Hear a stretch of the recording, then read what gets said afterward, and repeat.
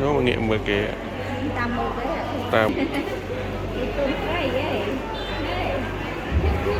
Để khi ông xong rồi mình chơi là làm chơi ba và sẵn sàng